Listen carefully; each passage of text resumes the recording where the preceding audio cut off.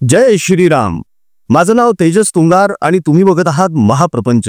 मित्रांनो, आजच्या या व्हिडिओचं थंबनेल आणि टायटल बघून कदाचित तुम्हाला सुद्धा धक्का बसला असेल. खरं तर तुम्ही कोमटरावांसारखे धक्का पचवण्या इतके धक्का प्रूफ झालेले नाही आहात. मात्र आपले कोमटराव जे आहे हे धक्का पुरुष तर आहेतच, शिवाय हे धक्का पुरुष असूनही ढाका पुरुष सुद्धा आहेत बरं का. आता नेमके ढाका पुरुष म्हणजे काय आणि हे नेमकं काय प्रकरण आहे हे समजून घेण्यासाठी आजचा हा व्हिडिओ पूर्ण बघा, अजिबात चुकवू नका. तर मूळ मुद्द्याला, मूळ विषयाला सुरुवात करण्या अगोदर तुम्हाला महाप्रपंच तर्फे एक गोष्ट सांगण्यात येत आहे, ती म्हणजे प्रपंच परिवाराची सदस्य नोंदणी आणि संघटक नोंदणी सुरू झालेली आहे, ज्यासाठी तुम्हाला संपर्क करायचा आहे प्रपंच परिवाराच्या व्हॉट्सअप क्रमांकावर. तर प्रपंच परिवाराचा व्हॉट्सअप क्रमांक आहे 8855099843, जो तुम्हाला आता सध्या स्क्रीनवर सुद्धा दिसतोय. रघुपति राघव राजा राम, पतित पावन सीताराम. रघुपति राघव राजा राम, पतित पावन सीताराम.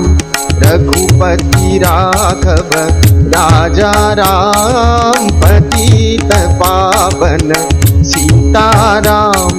सुंदर विग्रह मेघ श्याम, गंगा तुलसी शालिग्राम. सुंदर विग्रह. तर मित्रांनो, लगेचच हा नंबर आपल्या मोबाईल नंबरमध्ये सेव्ह करून घ्या आणि प्रपंच परिवाराच्या या व्हॉट्सअप क्रमांकावर संपर्क करा आणि आपली सदस्य नोंदणी किंवा संघटक नोंदणी करवून घ्या. तर फक्त सध्या संपर्क करा. सदस्य नोंदणी आणि संघटक नोंदणी कशी करायची हे आम्ही तुम्ही संपर्क केल्यानंतर लगेचच सांगू. तेव्हा 8855099843 या व्हॉट्सअप क्रमांकावर आम्हाला व्हॉट्सअप करा. कृपया कॉल करू नका, कारण सध्या तेवढं मनुष्यबळ आपल्याकडे नाहीये की प्रत्येक कॉल उचलता येईल. मात्र प्रत्येक मेसेज आम्ही जरूर वाचत असतो, प्रत्येक कमेंट आम्ही जरूर वाचत असतो. चला मूळ मुद्द्याला, मूळ विषयाला सुरुवात करूया. तर आपले कोमटराव म्हणजेच उद्धव ठाकरे हे स्वतःला धक्का पुरुष म्हणून घेतात. आता हे धक्का पुरुष का, तर हे सांगत असताना कोमटराव असं बोलले होते की ज्याप्रमाणे जपानला भूकंपाचे सतत धक्के बसत असतात, मात्र जपान त्यातूनही तरुण निघतो आणि नव्या जिद्दीने, नव्या उभारीने पुन्हा उभा राहतो, त्याचप्रमाणे मला सुद्धा अनेक धक्के बसतात. माझे असंख्य निष्ठावंत नेते, कार्यकर्ते, संघटना, गट, पक्ष सोडून जातात, मला धक्के बसतात. मात्र आता इतके धक्के बसलेले आहेत की मी स्वतः धक्का प्रूफ झालेलो आहे. खरं तर यांनी स्वतःला धक्का पुरुष म्हणून घेणं हाच ठाकरे प्रेमींसाठी एक खूप मोठा धक्का आहे. आता हा धक्का का आहे, तर कुठे वंदनीय हिंदू हृदय सम्राट आणि कुठे हे स्वतःला धक्का पुरुष म्हणून घेणारे. विचार करत नाही मित्रांनो की वंदनीय बाळासाहेब ठाकरे, ज्यांना हिंदू हृदय सम्राट अशी उपाधी लोकांनी दिलेली होती, ही काही वंदनीय हिंदू हृदय सम्राट यांनी स्वतःला उपाधी दिलेली नव्हती, तर लोकांनी दिलेली होती. जनतेनं प्रेमाने त्यांना ही उपाधी दिली होती. जनता प्रेमाने त्यांना, आणि प्रेमाने म्हणण्यापेक्षा गर्वाने, स्वाभिमानाने त्यांना हिंदू हृदय सम्राट म्हणायची. आणि हे यांचे चिरंजीव, यांचे सुपुत्र स्वतःला धक्का पुरुष म्हणून घेतात. असो, आता ज्याची त्याची इच्छा. यांना स्वतःला धक्का पुरुष म्हणून घ्यायचंय, त्याला आपण कोणीच काही करू शकत नाही. तर या धक्का पुरुषांच्या बाबतीमध्ये एक धक्कादायक बातमी आज आम्ही तुम्हाला सांगणार आहोत. ती म्हणजे हे धक्का पुरुष नाही, तर हे ढाका पुरुष सुद्धा आहे. आता ढाका काय आहे, तर ढाका ही बांगलादेशाची राजधानी. बांगलादेश म्हणजे काय, जिथून आपल्याकडे रोहिंग्या घुसतात तोच बांगलादेश हो. आता हे ढाका पुरुष कसे सिद्ध होतात ते बघा बरं का. यांचे एक प्रवक्ते किशोर तिवारी, ज्यांची नुकतीच यांच्या गटातून हकालपट्टी करण्यात आलेली आहे आणि आता ते प्रवक्ते राहिलेले नाहीये, पण तरीही शिवसैनिक म्हणून ते अजूनही उद्धव ठाकरेंच्या गटामध्ये आहेत. तर जेव्हा यांची प्रवक्ते पदावरून हकालपट्टी झाली, तेव्हापासून हे किशोर तिवारी वेगवेगळ्या युट्यूब चॅनल्सच्या पॉडकास्टमध्ये जात आहे आणि नवे खुलासे करत अनेकांना धक्के देत आहे. आता धक्का आणि ठाकरे यांचा खूप घनिष्ठ संबंध आहे, त्यामुळे आता धक्का हाच शब्द आपण वापरत आहोत सतत. तर किशोर तिवारी यांनी आणखी एक धक्का दिलाय. खरं तर हा धक्का मानण्यात काही अर्थ नाही, म्हणजे धक्का आहे असं मानण्यात काही अर्थ नाही. त्याचं कारण असं आहे की यावर या अगोदर 2-3 व्हिडिओज आमचे ऑलरेडी करून झालेले होते. कदाचित तेच व्हिडिओ किशोरजींनी बघितले असतील आणि मग किशोरजींनी हा मोठा खुलासा केला असेल, जो या अगोदर आमच्यासारख्या अनेक युट्यूबर्सनं केव्हाच केलेला आहे. तो काय, तर किशोर तिवारी यांचं म्हणणं असं आहे, जे त्यांनी एका पॉडकास्टला मुलाखत देताना सांगितलं. किशोर तिवारी असं बोलले की उबाठा गटाचे जे नेते आहेत अनिल देसाई, या अनिल देसाईंनी लोकसभा निवडणुकीच्या वेळी आणि विधानसभा निवडणुकीच्या वेळी माझ्यावर दबाव आणला होता, माझ्यावर दडपण आणलं होतं. कशाचं, तर हिंदुत्वाच्या लाईनवर काहीही बोलायचं ना, हिंदुत्व सोडून काहीही बोला. आणि सगळ्यात महत्वाची गोष्ट, बांगलादेशी घुसखोर किंवा बांगलादेशी यांच्याबद्दल अवाक्षरही काढायचं नाही, किंवा जो कोणी काढत असेल त्याला काउंटर करायचं. हे सगळं का करायचं, तर वरुण देसाई आणि आदित्य ठाकरे यांची वोट बँक वाचवण्यासाठी. आणि तेच यांनी सिद्ध करून दाखवलं मित्रांनो. महाराष्ट्र राज्य सरकारने वांद्रे भागामध्ये जी झोपडपट्टी खूप मोठ्या प्रमाणामध्ये वसवण्यात आलेली आहे, तिथल्या 180 झोपड्या काढण्याचा निर्णय घेतला. या 180 झोपड्या या सगळ्याच्या सगळ्या अनधिकृत होत्या आणि इथे सगळे जे राहत होते ते बांगलादेशी होते म्हणण्यापेक्षा आहेत, अजूनही आहेत. जेव्हा सरकारचे बुलडोझर या अनधिकृत झोपड्या तिथून उखाडण्यासाठी गेले, तेव्हा तातडीने आदित्य ठाकरे आणि वरुण सरदेसाई तिकडे पळाले आणि तिथे जाऊन उभे राहिले. कशाच्या बाजूने, बांगलादेशींच्या बाजूने, बुलडोझरच्या विरोधात. हे बुलडोझरच्या समोर जाऊन उभे राहिले आणि म्हणाले की बुलडोझर आधी आमच्यावर चालवा, आम्ही झोपडपट्ट्या तुम्हाला तोडू देणार नाही. हे जे बांगलादेशी इथे राहतात हे इथेच राहणार, यांना इथून कोणीही काढू शकत नाही. आणि बांगलादेशींची बाजू घेऊन उद्धव ठाकरेंचे चिरंजीव म्हणजेच आदित्य ठाकरे आणि त्यांचेच मावस भाऊ वरुण सरदेसाई हे बांगलादेशींसाठी लढत होते. या बाबतीमध्ये आपण अवाक्षरही काढू नये असं किशोर तिवारी यांनी आपल्या एका पॉडकास्टमध्ये सांगितलं. यातूनच सिद्ध होतं की उद्धव ठाकरे हे स्वतःला धक्का पुरुष तर म्हणून घेतातच, मात्र आजपासून महाप्रपंचतर्फे त्यांना आणखी एक उपाधी आम्ही बहाल करत आहोत की अहो उद्धवजी, तुम्ही केवळ धक्का पुरुष नाही आहात, तुम्ही तर चक्क ढाका पुरुष आहात.